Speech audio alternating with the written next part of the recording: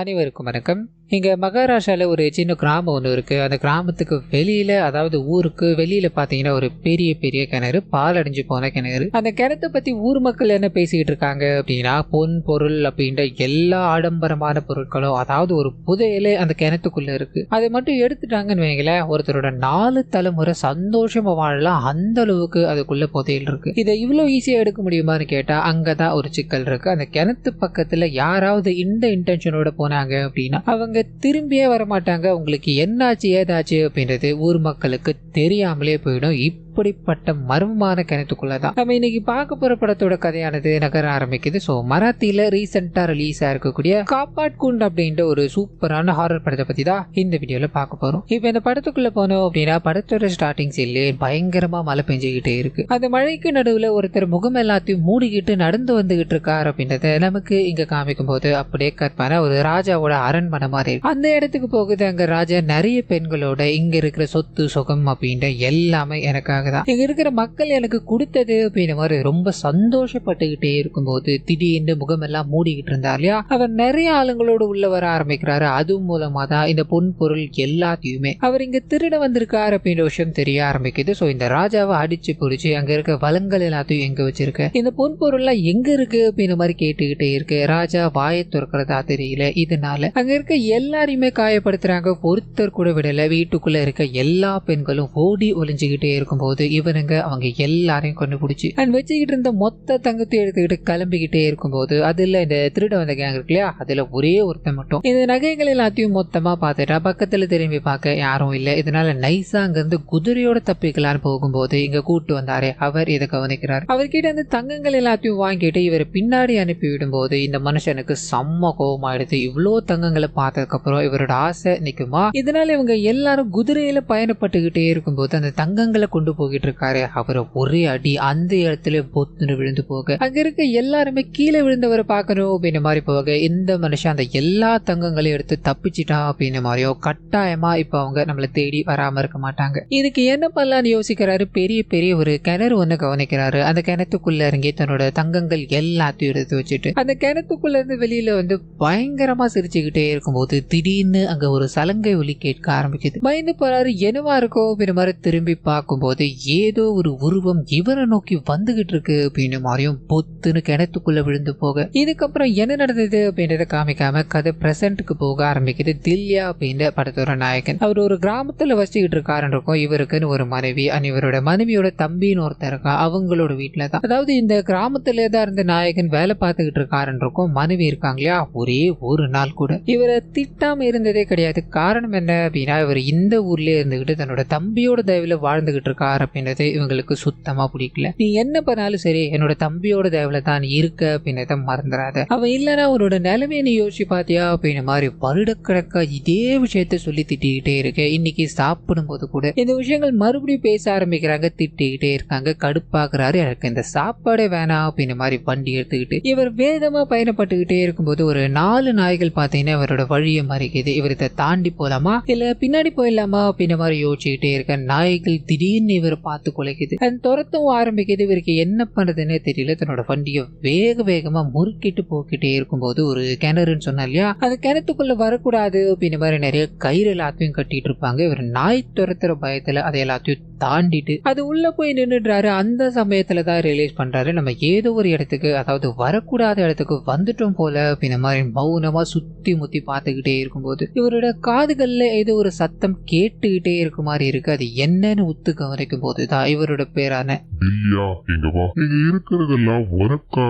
இந்த வாய்ஸ் மறுபடியும் கேட்டுக்கிட்டே இருக்கு. இவரோட அப்படியே காதுகள் வலிக்க ஆரம்பிக்குது. பட்டுன்னு அப்படியே பயந்து போய் நின்றுகிட்டே இருக்கும்போது கற்பனா அதிகாலையில இவரோட வீடு முழுக்க ஊர் மக்கள் சூழ்ந்து நிக்கிறாங்க. அந்த கிணத்துக்கு உன்னை யாருப்பா போக சொன்னது? அந்த கிணத்தோட கதைகள் என்ன அப்படின்றது உனக்கு தெரியுமா தெரியாதாயா? அந்த கிணத்துக்குள்ள புதையல் இருக்கு அப்படின்ற மாதிரி போனவெல்லாம் திரும்பி வந்ததே கிடையாது. இதுல இருக்கிற ஒரே ஒரு அதிசயம் என்னன்னு தெரியுமா? நீ அந்த கிணத்து பக்கத்துல போயிருக்க, நீ திரும்பி உயிரோட வந்திருக்க. அதுதான்யா. அங்க என்னையா நடந்ததுன்னு கேட்கும் போது இவருக்கு எனக்கு ஒரு சத்தம் கேட்டது. அது என்னவா? இது எல்லாமே உனக்கு தான் அப்படின்ற மாதிரி சொல்லிக்கிட்டே இருந்ததுன்னு சொல்லும்போது இந்த மக்கள் எல்லாருக்குமே ஆச்சரியமாயிடுது. ஏன்னா இது நாட்கள் வரைக்கும் போனவன் எவனுமே திரும்பினது கிடையாது, இவன் திரும்பி இருக்கான். அது மட்டும் இல்லாம அங்க இருக்க புதையல் எல்லாமே எடுத்துக்கோ அப்படின்ற மாதிரி ஒரு வாய்ஸும் கேட்டிருக்கு. இது என்னவா இருக்கோ அப்படின்ற மாதிரி மக்கள் பரபரப்பா பேசிக்கிட்டே இருக்கும்போது அன்னைக்கு நைட்டு நாயகன் தூங்கிக்கிட்டே இருக்கும்போது ஒரு தலையில்லாத உடல் பாத்தீங்கன்னா அப்படியே நடந்து வந்துகிட்டே இருக்கு. நாயகன் தூங்கிக்கிட்டே இருக்கா இல்லையா, அவர் அந்த இடத்துல பறந்து செவுத்துல ஓரமா அப்படியே தூங்கிக்கிட்டே இருக்கு. அந்த தலையில்லாத உடல் இவரை பார்த்து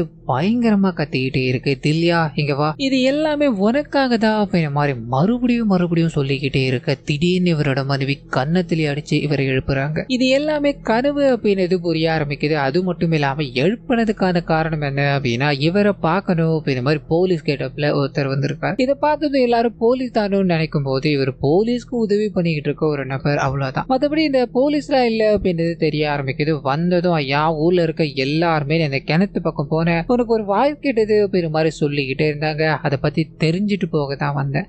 அம்மா உன்னோட பேர் என்ன, குலம் என்ன, கோத்திரம் என்ன அப்படின்ற மாதிரி ஒவ்வொரு விஷயங்களா கேட்டுக்கிட்டே இருக்கும்போது நாயகனுக்கு ஒன்றும் புரியல. தனக்கு தெரிஞ்ச விஷயங்கள் எல்லாத்தையும் சொல்லிக்கிட்டே இருக்கும்போது இவருக்கு இந்த விஷயங்கள் கேட்டதும் பயங்கரமான சந்தோஷம். இத்தனை நாட்களா தேடிக்கிட்டு இருந்தால் நீதாயா, இனிமேல் நம்மளோட வாழ்க்கையே செட்டில் ஆக போகுதியா அப்படின்ற மாதிரி வண்டி எடுத்துக்கிட்டு வேகமா இருட்டான ஒரு இடம் இருக்கு, அந்த இடத்துக்குள்ள போக அங்க நிறைய மந்திரங்கள் எல்லாத்தையும் பண்ணுவாங்க இல்லையா, அந்த சூழல் இருக்கு. அதை பார்த்து பயந்து நின்றுகிட்டே இருக்கும்போது தான் இங்க ஒரு புது 3 கேரக்டர்ஸ் அறிமுகப்படுத்துறாங்க. இந்த 3 பேர்கிட்டயுமே நம்ம தேடிக்கிட்டு இருந்தால் கிடைச்சிட்டா அவனுக்கு எல்லாத்தையும் நான் விசாரிச்சுட்டேன் அப்படின்ற மாதிரி சொல்லும் போது இத்தனை வருடங்களா நம்ம காத்துக்கிட்டு இருந்தது இதுக்காக தான், இந்த நாளை நம்ம தவற விடக்கூடாது அப்படின்ற மாதிரியும். இப்போ ஒரு புதையல் எடுக்கணும் அப்படின்னா அதுக்கு ஒரு காணிக்கை கொடுத்தாங்க. அந்த காணிக்கைகள் எல்லாமே தயாரா தானே இருக்குன்னு கேட்கும்போது இவங்க எல்லாத்தையுமே தயார் பண்ணிட்டாங்க. இப்ப நாயகனை கன்வின்ஸ் பண்றது மட்டும்தான் ஒரே ஒரு வேலை. அதை அவர் பண்ணுவாரா அப்படின்னு கேட்டா கிடையவே கிடையாது. ஏன்னா ஊர் மக்கள் எல்லாருமே அங்க பேய் இருக்கு, பிசாசு இருக்குன்றாங்க.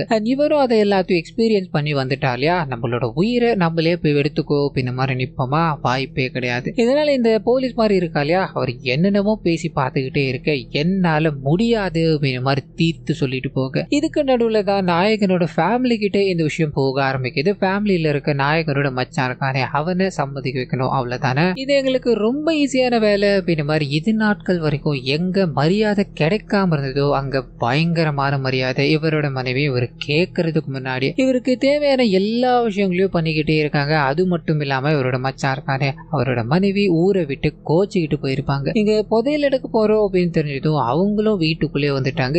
எல்லாரும் நாயகன் அப்படியே காக்கா பிடிச்சு அந்த புதையலை எடுத்தாகணும் அப்படின்ற மாதிரி கேட்டுக்கிட்டே இருக்கும் போதே இவர் எவ்வளவோ ட்ரை பண்ணி பாக்குறாரு. அவங்க ஒத்துக்கிறதா தெரியல. உடனே டென்ஷன் ஆயிட்டாரு. நான் உயிரோடு இருந்தா இல்லைன்னா உங்களுக்கு பிரச்சனையே கிடையாதுன்னு எனக்கு தெரியும், உங்களுக்கு தேவையானது எல்லாமே அந்த புதையல் மட்டும்தான் உங்க கண்ணுக்குள்ள இருக்குல்ல அப்படின்னு மாதிரி வேகமா அந்த கிணத்து பக்கத்துல தனியா போய்கிட்டே இருக்கும்போது மறுபடியும் அந்த குரல் கேட்க ஆரம்பிக்குது. இது எல்லாமே உனக்காக தான், நீ எடுத்துக்கோ அப்படின்ற மாதிரி மறுபடியும் கேட்டுக்கிட்டே இருக்கும்போது இவர் அதுக்குள்ள போகலான்னு கை வைக்க திடீர்னு அந்த இடத்துல இந்த புதையல் அடையணும் அப்படின்ற மாதிரி காத்துக்கிட்டு இருக்காங்க இல்லையா, அவங்க வர ஆரம்பிக்கிறாங்க. எந்த சமயத்துக்குள்ள நீ உள்ள போன அப்படின்னா அது உனக்கு சரியானதா இருக்காது, இதுக்காக கரெக்டான நேரம் காலம் பார்த்துதான் இதை எல்லாத்தையும் பண்ணணும் அப்படின்ற மாதிரி கூப்பிட்டு உட்கார வச்சு இந்த மாந்திரிக பூஜைகள் எல்லாத்தையும் சொல்லிக்கிட்டே இருக்கும்போது இவருக்கு இது மேலெல்லாம் சுத்தமா உடன்பாடே கிடையாது. என்னை விட்டுடுங்கயா, என்னால இதுக்குள்ள போக முடியாது, என் உயிரை பலி கொடுக்க முடியாது அப்படின்ற மாதிரி வீட்டுக்கு போக வீட்லயும் யாருமே இவர்கிட்ட பேசுறதா தெரியல. இதனால இந்த புதையல்கள் அப்படின்ற கதையெல்லாம் எதுவுமே வேணாமா, உனக்கு என்ன, நான் சம்பாதிக்கணும் அவ்வளவுதானே, நீ ஆசைப்பட்ட மாதிரியே நான் சிட்டிக்கு போறேமா, புனேக்கு போறேன், அங்க போய் நான் நிறைய சம்பாதிச்சு வரமா அப்படின்ற மாதிரி இவரோட மனைவி குழந்தைகள் எல்லாத்தையும் விட்டுட்டு இவர் கண்ணீரோட அங்க கிளம்ப ஆரம்பிக்கிறாரு. இவர் வண்டியில ஏறி உட்கார வரைக்கும் கூட இருக்க எல்லாருமே கன்வின்ஸ் பண்ண ட்ரை பண்ணிக்கிட்டே இருந்தாலும் இதை இவர் கண்டுக்கிறதா தெரியல. அப்படியே பயணப்பட்டு போய்கிட்டே இருக்கும்போது இந்த கேங் இருக்காங்க இல்லையா, அவங்க கிட்ட போகுது. 21 வருஷம் கழிச்சு இந்த ஒரு நாளுக்காக காத்துக்கிட்டு இருந்தோம், இன்னைக்கு அவன் இல்லைன்னா என்ன, எப்படியாவது நம்ம முயற்சி பண்ணுவோம், ஏன்னா இன்னைக்கு தவறு விட்டுட்டோம் அப்படின்னா இன்னும் பல வருடங்கள் காத்துக்கிட்டு இருக்கணும். அந்த காத்திருப்பு அப்படின்றது ரொம்ப கடுமையானது அப்படின்ற மாதிரி இவங்க என்னப்பெல்லாம் யோசிச்சுக்கிட்டே இருக்கும்போது அந்த சமயத்துல தான் பின்னாடி ஒரு சத்தம். இவங்க யாரா இருக்கோ அப்படின்ற மாதிரி திரும்பி பார்க்க எந்த எந்த நாயகன் இந்த இடத்துக்கு வரமாட்டேன்னு சொல்லிட்டு போனாரோ அவர் அங்க வந்து நிக்கிறார். இதை பார்த்ததும் அளவில்லாத சந்தோஷம். என்ன ஏது அப்படின்ற மாதிரி விசாரிக்கும் போது தான் இந்த வீட்டுல இருக்கவங்களுக்காக இதை எடுக்கணும் அப்படின்ற மாதிரி இவர் முடிவு பண்ணிட்டார். இப்ப இவங்க சொல்லிட்டாங்க அப்படின்றதுக்காக உள்ள போனார் அப்படின்னா ஏதாவது ஆயிடுச்சு அப்படின்னா இந்த குடும்பம் நாம அனுப்பிதான் அவர் இறந்து போயிட்டார் அப்படின்ற கில்ட்டிலே வாழ ரொம்ப கஷ்டப்பட்டுக்கிட்டே இருப்பாங்க. இதனாலதான் அவங்களுக்கு பாதகம் வரக்கூடாது, அவங்களுக்கு பிரச்சனை வரக்கூடாது அப்படின்ற ஒரே காரணத்துக்காக நான் வெளியூருக்கு வேலைக்கு போறேன்னு சொல்லிட்டு இவங்களுக்காக இதை ட்ரை பண்ண வந்திருக்காரு அப்படின்றது தெரிய ஆரம்பிக்குது. ஸோ எல்லாரும் சேர்ந்து இவரை முன்னாடி அனுப்பி வச்சுட்டு அங்க ஒரு பூஜைகளை நடத்த ஆரம்பிக்கிறாங்க. ஸோ இந்த கேங்ல பாத்தீங்கன்னா ஒரு குழந்தை ஒரு ஆட்டை கையோட கொண்டு போறாங்க. இந்த ஆடை பார்த்தீங்கன்னா அவங்க பலி கொடுக்கணும் அப்படின்ற பிளானோட தான் இது எல்லாத்தையுமே கொஞ்சம் கொஞ்சமா நகர்த்த ஆரம்பிக்க அந்த கிணத்துக்குள்ள ஒருத்தரா போக ஆரம்பிக்கிறாங்க. கயிறு கட்டி தான் இவங்க இறங்குறாங்க அப்படின்ற மாதிரி இருக்கும். கிணத்துக்குள்ள ஒரே ஒரு துளி தண்ணி கூட இல்ல. வெறும் வறட்சியான அந்த கிணத்துல இவங்க இறங்குனதும் நிறைய அமானுஷ்யமான சத்தங்கள் கேட்டுக்கிட்டே இருக்கு. சரி, இதுக்கு மேல அந்த புதையலை நோக்கி போகணும் அப்படின்னா நம்ம சில விஷயங்கள் பண்ணியாகணும் அப்படின்ற மாதிரி கையில ஒரு மேப் எடுக்கிறாங்க. இது எந்த திசையில இருக்கும் அப்படின்ற மாதிரி இவங்க அசம்ஷன்ல வச்சிருக்காங்க. சோ அதை எல்லாத்தையும் பண்ணணும் அப்படின்னா ஒரு யாகத்தை பண்ணி ஆகணும், அது மூலமா இவங்களுக்கு வழி கிடைக்கும் அப்படின்ற மாதிரி அவங்க ஒரு சாமியார் இருக்கா இல்லையா, அவரை வச்சு இந்த விஷயங்கள் எல்லாத்தையும் பண்ணிக்கிட்டே இருக்கும்போது திடீர்னு அந்த இடத்துக்கு எக்கச்சக்கமான வவ்வால், ஒன்னு இல்ல ரெண்டு இல்ல நூத்துக்கணக்கான வவ்வால்கள் அந்த இடத்தை அப்படியே சுத்தி வட்டமிட்டுக்கிட்டே இருக்கு. இவங்களை கடிக்கவும் ஆரம்பிக்குது. இவங்க தப்பிக்க வழி இல்லாம அந்த கிணத்துக்குள்ளேயே மாட்டிக்கிட்டே இருக்கு. அந்த மந்திரவாதியும் நிறைய மந்திரங்களை ஒரு பக்கம் பயன்படுத்திக்கிட்டே இருக்கு. அதே சமயத்துல இங்க இருக்க அந்த பயில்வான் மாதிரி இருக்காரு, அவர் கையில ஒரு தீப்பந்தத்தை எடுக்கிறாரு. இந்த வவ்வால்கள் எல்லாத்தையும் துரத்திக்கிட்டு இருக்காரு அப்படின்ற மாதிரி இருக்கும். இந்த பக்கம் வந்தோம் அப்படின்னா நாயகன் இவ்வளவு பிரச்சனைகளுக்கு நடுவுல ஒரே ஒரு வவ்வால் கூட அவரை கடிக்கல,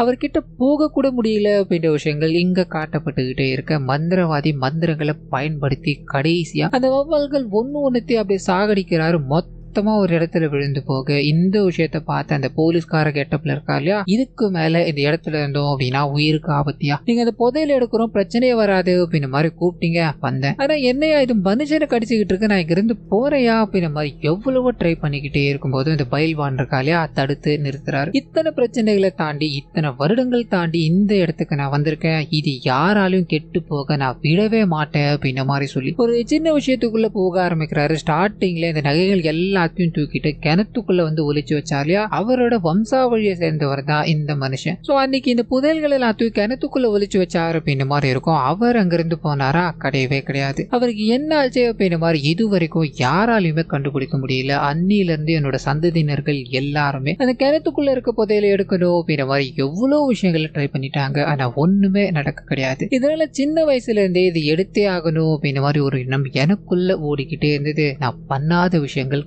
கிடையாது. சோ இத்தனை விஷயங்களை தாண்டி நான் இங்க வந்திருக்கேன். இந்த விஷயத்தை எடுக்காம, அதாவது இங்க பங்கு அப்படின்ற மாதிரி யாருக்கும் கிடையவே கிடையாது. ஏன்னா இது எல்லாமே என்னுடைய தான், நான் பார்த்து கொடுக்கறது தான் உங்களுக்கானது. சோ இங்க நான் அதை எடுக்காம யாருமே விட மாட்டேன் அப்படின்ற மாதிரி பயங்கரமா பேசிக்கிட்டே இருக்கு. இந்த கூட அதாவது இவரோட கேங்ல இருக்க எல்லாருக்குமே இது தெரியும் போல சிரிச்சுக்கிட்டே அவங்களோட வேலைகள் தொடங்கிக்கிட்டே இருக்கும்போது பட்டுன்னு நாயகனை கூப்பிடுறாங்க. இந்த பூஜைகள் எல்லாமே முடிஞ்சிருச்சு, உன்னோட வழியை நீ காட்ட முடியுமான்னு கேட்கும்போது இவர் யோசிச்சுக்கிட்டே இருக்க அந்த சத்தம் கேட்க ஆரம்பிக்குது. ஒரு பக்கமா கேட்டுக்கிட்டே இருக்கு. இவர் அதை பார்த்து நின்றுகிட்டே இருக்கும்போது உடைக்கிறதுக்காக சில பொருட்கள் எல்லாத்தையும் கொண்டு வந்திருக்காங்க. அதில் ஓங்கி ஒரே அடி அடிக்கும் போது அந்த இடம் அப்படியே உடைஞ்சு ஒரு பெரிய வழி உருவாகுது அப்படின்றத நமக்கு இங்க காமிச்சிட்டு அப்படியே கற்பனை நாயகனோட மனைவி இவர் ஊருக்கு போனாரா இல்லையான்னு தெரியலையே, போன வேற எடுக்க மாட்டாரே அப்படின்ற மாதிரி மறுபடியும் ட்ரை பண்ணிக்கிட்டே இருக்க கால் கனெக்டே ஆகல, ஏதோ ஒன்று தப்பா நடந்துகிட்டு இருக்கு அப்படின்ற மாதிரி இவங்க பயப்பட ஆரம்பிக்க இந்த பக்கம் வந்தோம் அப்படின்னா அது உள்ளுக்குள்ள ஒரு வழி இருக்கு அப்படின்றத கண்டுபிடிச்சாங்க இல்லையா, அந்த வழியை நோக்கி போக ஆரம்பிக்கிறாங்க. நிறைய எலும்பு கூடுகளோட நிறைய இந்த பாம்புகள்லாம் இவங்களுக்கு தெரிய ஆரம்பிக்குது. அது எல்லாத்தையும் பொறுமையா கடந்து போய்கிட்டே இருக்கும்போது ஒரு இடத்துல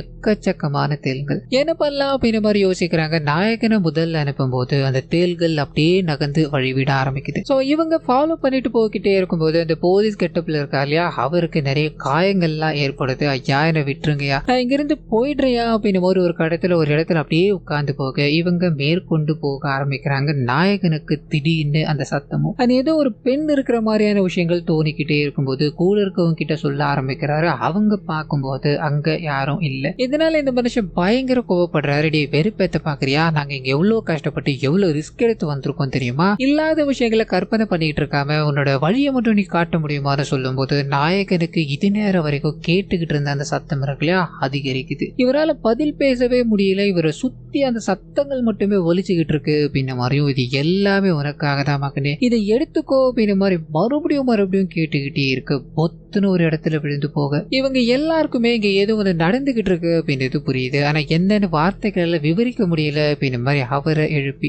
இந்த இடத்த ஃபுல்லா அனலைஸ் பண்ணிக்கிட்டே இருக்கும்போது கடைசியா ஒரு இடத்துக்கு போய் நிக்கிறாங்க. இதுக்கப்புறம் இந்த மேப்ல எங்க போறது அப்படின்றது பதிவாகல. சோ இதுக்கப்புறம் என்ன பண்ண போறோம் அப்படின்றத நாயகனுக்காக உதவிக்கிட்டு இருக்க அந்த சத்தமும் தான் முடிவெடுக்க போகுது அப்படின்ற மாதிரி அங்க நிறைய மந்திரங்களாலான விஷயங்களை பயன்படுத்திக்கிட்டே இருக்காங்க. ஜொலிக்கிற ஒரு பாம்பு மாதிரியான உருவம், ஒரு ஷீல்டு மாதிரி இருக்கு, அதை சுத்திக்கிட்டே இருக்கு. இவங்க எங்க இந்த யாகத்தை வளர்க்கணும் அப்படின்னமெல்லாம் முடிவு பண்ணி அதுக்கான வேலைகள் கொஞ்சம் கொஞ்சமா நடந்துகிட்டே இருக்கு. காணிக்கை கொடுக்கணும் அப்படின்ற ஒரு நிகழ்வு. இதனால குழந்தைய தயார்படுத்திட்டீங்களான்னு கேட்கும்போது நமக்குள்ள ஒரு பயம், குழந்தைய பலி கொடுத்துருவாங்களோ அப்படின்னு மாதிரி யோசிச்சுக்கிட்டே இருக்க நாயகன் இருக்கா இல்லையா, அவரும் இதே யோசிச்சுக்கிட்டு தான் பயத்துல உட்காந்துக்கிட்டே இருக்கும்போது இவங்க குழந்தைய பலி கொடுக்கல. குழந்தையோட முடி இருக்கு இல்லையா, அதை காணிக்கையா கொடுத்துட்டு அந்த மந்திரங்கள் எல்லாத்தையும் தொடர்ந்து பயன்படுத்திக்கிட்டே இருக்கும்போது குழந்தை மயக்கமடையுது. அந்த ஷீல்டு மாதிரி சொன்னே அங்க கொண்டு போய் குழந்தைய வைக்கிறாங்க. குழந்தைக்கு தேவையான விஷயங்கள் எல்லாத்தையும் பார்த்துக்கிட்டே இருக்கும்போது திடீர்னு அந்த இடத்துல பயங்கரமான ஒரு சத்தம். இவங்க அந்த குழந்தைய திரும்பி பார்க்கும்போது குழந்தைய காணோம். குழந்தை எங்க போயிடுச்சு அப்படின்னு மாதிரி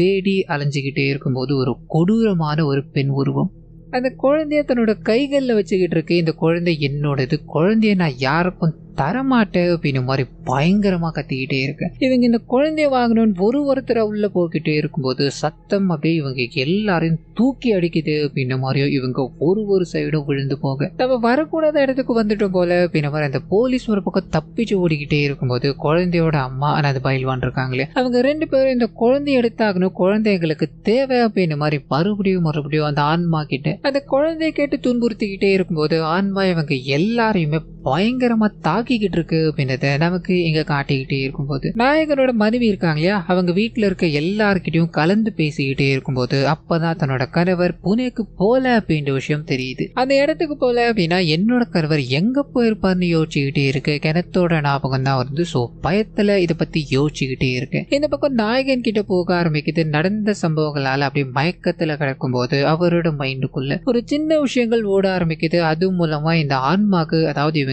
எல்லாரையும் அலற விட்டுக்கிட்டு இருக்கு இல்லையா, அதுக்கு என்ன நடந்தது அப்படின்றதுக்குள்ள போக ஆரம்பிக்குது. ஸோ ஸ்டார்டிங் சீன்ல திருடர்கள் அந்த அரண்மனை மாதிரியான இடத்துல போய் நிறைய வேட்டையாடிக்கிட்டு இருந்தானுங்க, அதாவது நகைகளை கொள்ளையடிச்சுக்கிட்டு இருந்தானுங்க அப்படின்னு இருக்கு இல்லையா. அந்த இடத்துல நிறை மாத கர்ப்பிணி ஒருத்தவங்க தன்னோட பிறக்க போற குழந்தைக்காக நிறைய நகைகள் எல்லாத்தையும் சேர்த்து வச்சுட்டு குழந்தை எப்ப பிறக்க போறான் அப்படின்ற நாளுக்காக காத்துக்கிட்டே இருக்க திடீர்னு கொள்ளையர்கள் உள்ள போகுது. அங்க இருக்க நகைகள் எல்லாத்தையும் கொள்ளையடிச்சுக்கிட்டே இருக்கும்போது திடீர்னு இவங்களுக்கு வலி ஏற்பட ஆரம்பிக்குது. என்ன பண்ணலான்னு யோசிக்கிறாங்க. வெளியில போனா நம்ம உயிரோட இருக்க மாட்டோம். இதனால பயந்து போய் ட்ரம்முக்குள்ள போய் ஒளிஞ்சுக்க ஆரம்பிக்கிறாங்க, தன்னோட குழந்தைக்காக வச்சுக்கிட்டு இருந்தாங்க இல்லையா அந்த நகைகளோட. சோ இதுக்குள்ள இவங்க இருக்கும்போது வெளியில அந்த திருடர்கள் வர ஆரம்பிக்கிறாங்க. ஒவ்வொரு இடத்தையா செக் பண்ணிக்கிட்டே இருக்கும்போது இந்த நகைகள் எல்லாத்தையும் திருடிட்டு போனானே அவன் இந்த இடத்துக்கு கரெக்டா வரான். அங்க இருக்க ஒன்னொன்னுத்தையும் பார்த்துக்கிட்டே இருக்கும்போது திடீர்னு ஒரு ட்ரம்முக்குள்ள இருந்து ரத்தம் வரது தெரிஞ்சதும் எட்டி ஒரே அவங்க அப்படியே பொத்துன்னு விழுந்து போக அவங்களோட கைகள்ல இருக்க அந்த நகைகளை பார்க்க ஆரம்பிக்கிறான். அதை பிடுங்கி எடுக்கணும் ட்ரை பண்ணிக்கிட்டே இருக்கும்போது இவங்க உதவி கேட்டோம். அது இதனோட குழந்தைக்காக வச்சிருக்கிறது விட்டுட முடியுமா அப்படின்னு மாதிரி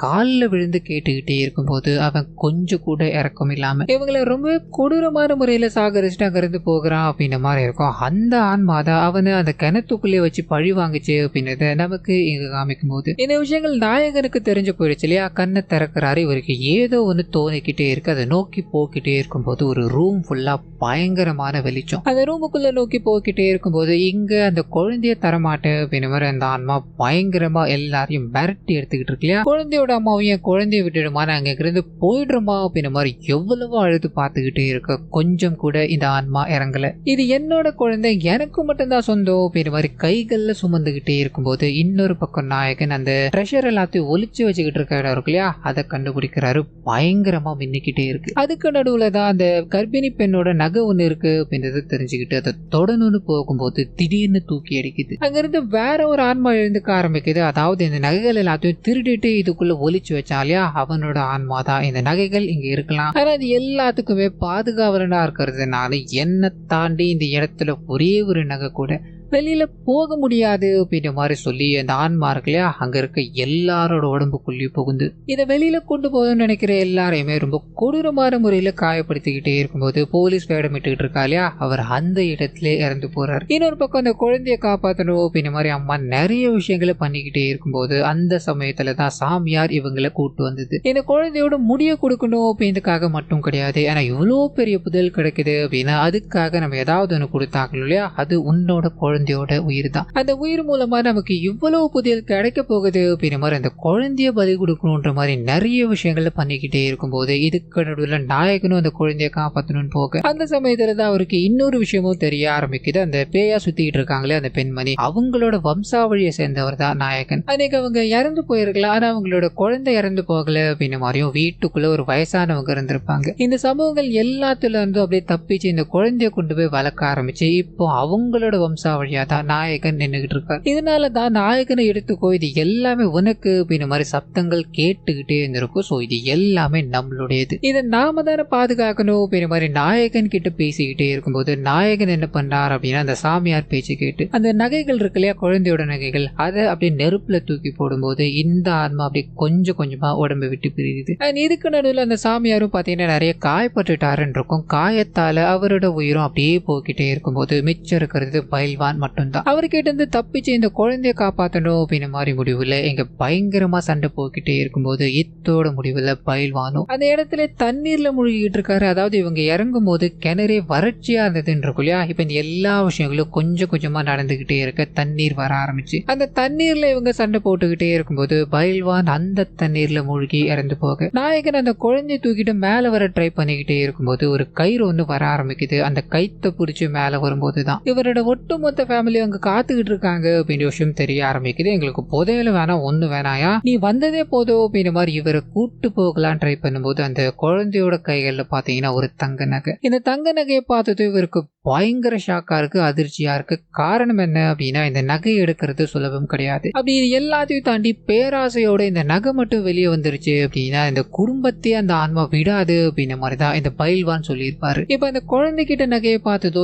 என்ன காரியமா நீ பண்ணிருக்கு, எதுக்காகமா இதை கொண்டு வந்தேன்னு கேட்கும்போது இல்ல அம்மா என்ன இங்க கூட்டு வரும்போது என்னோட பொம்மைக்கு நிறைய தங்கங்கள் கொடுக்குறேன்னு சொன்னாங்க, அதனாலதான் இதை நான் கொண்டு வந்தேன், என்னோட பொம்மைக்கு இது ரொம்ப நல்லா இருக்கும்ல அப்படின்ற மாதிரி சிரிச்சுக்கிட்டே இருக்கு. இதுக்கப்புறம் வரப்போற விளைவுகள் என்ன அப்படின்றத நாயகன் அப்படியே யோசிக்க ஆரம்பிக்கிறாரு. கட் பண்ணா இவங்க எல்லாரும் இங்க இருந்து போயிட்டாங்க. அந்த ஒரு நபர் பாத்தீங்கன்னா கயிறு, அதாவது நாயகன் உள்ள இறங்கும் போது கைத்தோட இறங்கி இருப்பா இல்லையா, இவர் பார்த்திருப்பாரு எவன்டா இதுக்குள்ள கைத்து போட்டது அப்படின்னு மாதிரி அப்ப எடுத்துட்டு போயிருப்பார். எதுக்காக அப்படின்னா கயிறு மட்டும்தான் இருக்கு, நம்ம வாலி போய் எடுத்துட்டு வருவோம், உள்ள புதையல் இருக்குன்னு நானுங்க அதை எடுப்போமே அப்படின்ற மாதிரி எல்லாம் முடிஞ்சதுக்கு அப்புறம் தண்ணி ஃபுல்லா இருக்கும்போது வாலியோட வராரு. நம்ம அல்றோம், எல்லா புதையலும் எடுக்கிறோம் அப்படின்ற மாதிரி தண்ணிக்குள்ள போடும்போது இவருக்கு பயங்கர கனமா இருக்கு. அது இழுக்கணும் ட்ரை பண்ணும்போது ஒரு ஆடு ஒண்ணு, அதாவது நாயகன் டீம்ல இருக்கவங்க ஆடை கூட்டு போனாங்க இல்லையா, அந்த ஆடு அங்க உயிரோடு இருக்கும்போது பிரமிப்பா இருக்கு. என்னையா ஆடுலாம் உள்ள இருக்குன்னு எட்டி பார்த்துக்கிட்டே இருக்கும்போது பொத்துன்னு இவரும் தண்ணிக்குள்ள விழுந்து போக தண்ணிக்குள்ள இருக்க அமானுஷம் இன்னும் இந்த இடத்துல தான் இருக்கு, அது போக கிடையாது அப்படின்றத நமக்கு இங்க காமிச்சு இந்த படத்தை இத்தோட முடிக்கிறாங்க. ஸோ கண்டிப்பா இந்த படம் என்னோட வாய்ஸ் வரும் உங்களுக்கு பிடிச்சிருக்கோ அப்படின்ற மாதிரி நம்புறேன். இந்த வீடியோல